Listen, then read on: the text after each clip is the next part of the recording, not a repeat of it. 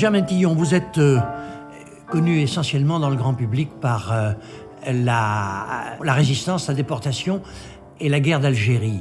Mais vous êtes d'abord une ethnographe, une grande ethnographe, et je voudrais vous demander comment devient-on ethnographe quand on est une demoiselle française de la bourgeoisie provinciale? Eh bien, personnellement, j'ai commencé par avoir un esprit très curieux. J'étais pleine de curiosité pour le monde, et j'ai commencé par la préhistoire.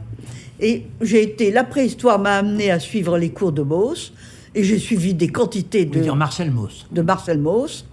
Et j'ai ainsi suivi des quantités de cours dans toute espèce de direction. Et j'avoue que ce sont les cours de Mauss qui m'ont le plus passionnée.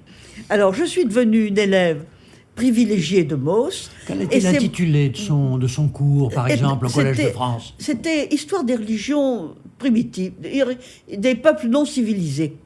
C'était à hautes études. C'était un maître brillant et éloquent. Extraordinairement brillant. Comment l'ethnographe Chaouia, que vous êtes depuis de longues années, se heurte-t-elle au désastre de 1940? En France, hors de France? J'ai eu 4 missions consécutives dans l'Aurès. Et ma 4e mission, qui était une mission du CNRS, le CNRS qui venait juste d'être fondé, m'a donné 2 missions qui suivaient les 2 missions internationales que j'avais eues auparavant. Donc ma 4e mission se terminait par hasard avec le mois de mai 1940.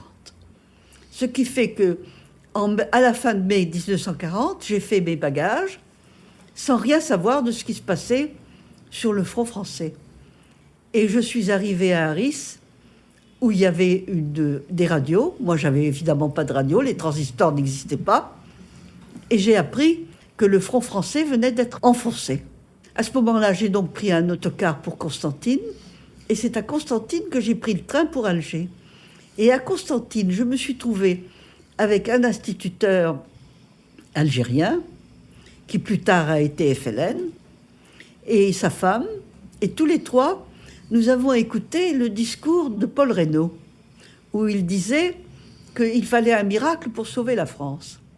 Et je me souviens que nous avons... Donc après un assez long séjour en prison, au secret et de nombreux interrogatoires, vous êtes déporté vers le camp de Ravensbrück. Oui. Est-ce que ce nom, quand vous l'avez entendu à ce moment-là, vous a dit quelque chose? C'était lié à un souvenir historique pour vous? Non, absolument pas. Je ne savais absolument pas où nous allions. Et nous ne sommes pas partis dans des wagons épouvantables comme tous ceux qu'on a décrits, mais nous sommes partis dans des compartiments de voyageurs. Nous devions être 24 seulement, il me semble, quelque chose comme ça.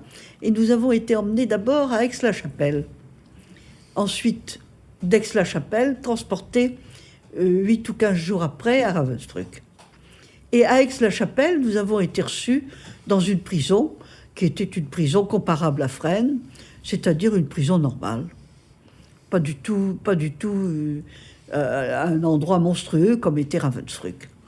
Quand vous dites « nous », c'est qu'il y avait avec vous des gens du réseau du Musée de l'Homme? Non, il n'y avait que moi du Musée de l'Homme. Essentiellement des femmes? Il y avait uniquement des femmes, et du Musée de l'Homme, il n'y avait que moi. Parce qu'au fond, au moment de mon arrestation, personne n'a été arrêté dans mon réseau.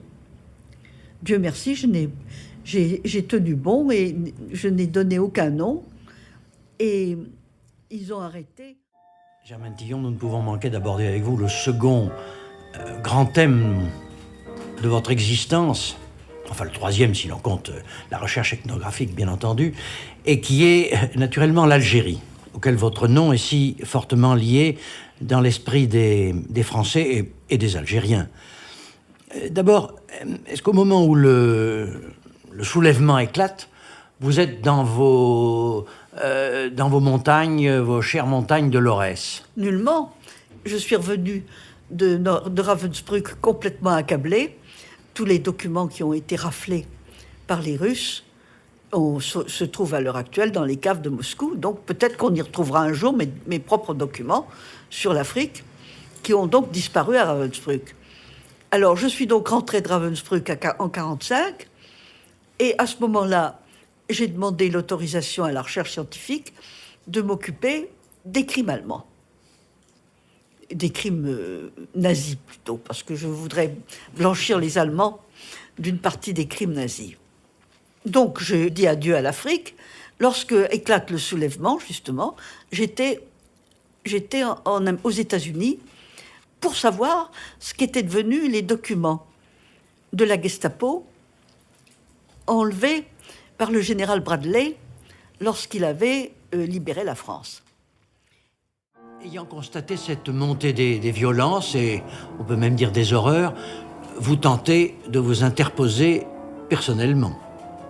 Alors je tente d'abord de me concerter avec des anciens déportés de la Résistance, en particulier le groupe créé par David Rousset à son retour de captivité. Rousset, résistant, qui a écrit un grand livre sur Buchenwald, à son retour de captivité, est informé des crimes de Staline et décide de créer une association qui lutte contre le système concentrationnaire. Et cette association devient internationale et s'informe de tous les abus commis dans le monde, dans le domaine de l'enfermement. Il y a donc une enquête sur les crimes de Staline, il y aura ensuite une enquête en Chine, mais il y a aussi une enquête en Grèce et une enquête sur les crimes de Franco. Par conséquent, le groupe en question, ces anciens déportés victimes du nazisme, sont en même temps des gens qui enquêtent à la fois sur les crimes de l'extrême droite et sur les crimes de l'extrême gauche, ou ce qu'on appelle ainsi. Parce que ces mots, quand on dit extrême gauche, quand on parle de Staline,